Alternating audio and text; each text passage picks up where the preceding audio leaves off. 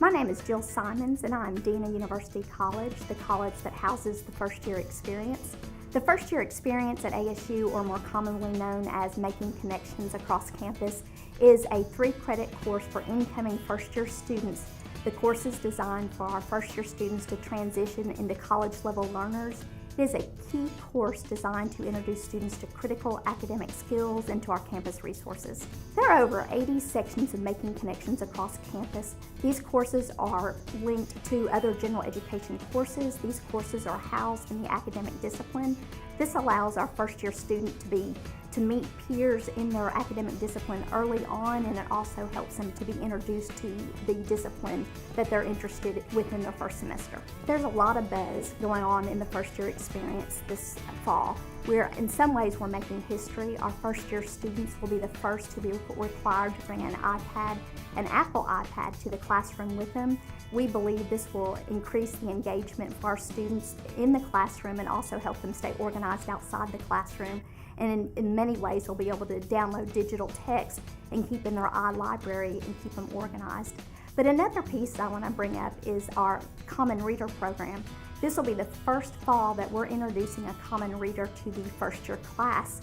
Our faculty picked a book called Zaytoon, which introduces the students to the event of Hurricane Katrina.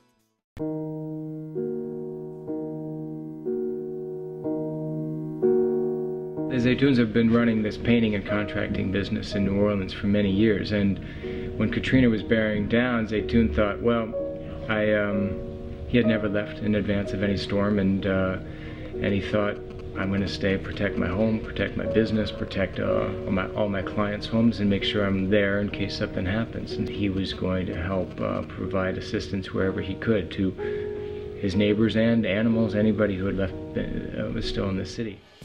We believe that out of the classroom we can have a very important activity, a natural disaster simulation, which Deb Purcell is going to introduce to the campus. If you're watching this video, then you're a part of our Arkansas State University family. And I just want to meet you for the first time in case you don't know who I am. I'm Debbie Purcell, and I'm the Director of the Disaster Preparedness and Emergency Management Program here at Arkansas State University. And my role in this is to help you through the simulated disaster that's going to occur on September 30th. On September 30th, all the students who are enrolled in First Year Experience have the opportunity to participate in a disaster simulation. And that simulation is going to be geographic specific so that it's relevant to where we live. And it will be a tornado-based scenario that devastates the entire campus. Now, we know that freshman students, unless they've been a part of a disaster response team and adequately trained, likely don't have the requisite knowledge and skills to really participate in disaster response.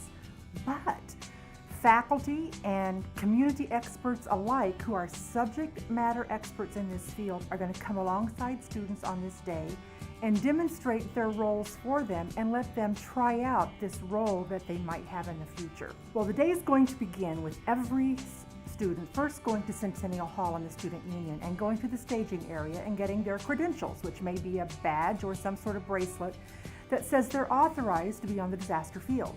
They'll then go to the disaster field, which is going to be for the most part in front of the Student Union. And there on that field will be 3 major areas of activity. One of them will be a mass triage field, one will be a station for decontamination, and the third will be the Emergency Operations Center known as the EOC. The mass triage field is an area in which there are victims, multiple victims or mass casualties that require healthcare providers to come and triage them and prioritize them for transport and treatment. Now, in order to do a simulation, we have to have actors who play the victims. We have to have people who are capable of putting on fake blood and wounds to make them look like they're victims. We have to have people who put them in costumes so that we can have penetrating objects, we can have torn clothes, we can have stuff laying on top of them, and we have to stage the field to look like a disaster. The other thing that has to happen is that we have to have people who respond, who know how to come in and do the triage. So likely students involved in mass triage will be those from theater and those from the health professions. As part of the scenario, we've built in a contaminant so that we can involve more people and show the scope of disaster response. So in the decontamination area, we will send those student victims who have been contaminated to be decontaminate it. We have professionals coming who know hazmat, but they're going to take some students alongside them. They'll be there briefly, they'll decon the victims, and then they'll be cleared to leave the decon field. Now, the Emergency Operations Center is the hub of all the activity.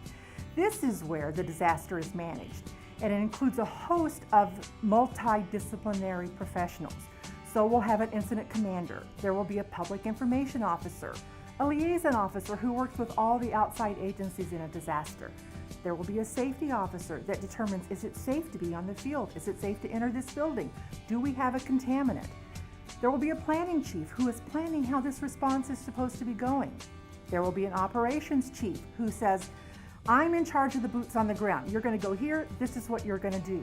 There will be a logistics chief who gets us our stuff. And then, really importantly, there's the finance chief, because disaster response is expensive. Somebody always has to pay. Now, it would seem obvious that there's room for all disciplines in this response. I've already mentioned several by name, but just in case you feel left out, let me talk about you. Those of you who are in business majors, business continuity is critical if businesses are going to survive and the economic vitality of a community is preserved.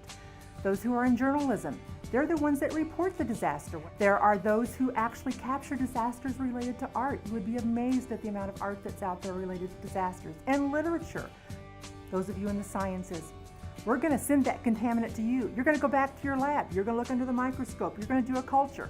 And you're going to tell the incident commander and the EOC what they're dealing with and what it might mean. Once we've run the scenario and everybody's participated and the field is cleared, that all of the active participants are going to gather back in Centennial Hall, and we're going to do what's called a hot wash. This is where everybody in their discipline talks about what went right, what went wrong, what could we do different.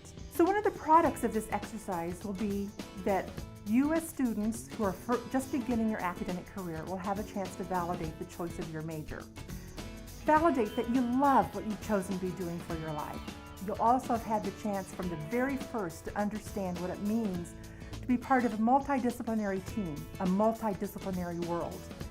And some of you, hopefully most of you, will have determined that it's important to personally prepare for a disaster so that if you're ever in a real event, you and your family and friends can be saved by your actions. You know, it's been an honor for me to play some small part in this, and I'm so excited to see what each of you take away from this simulated experience.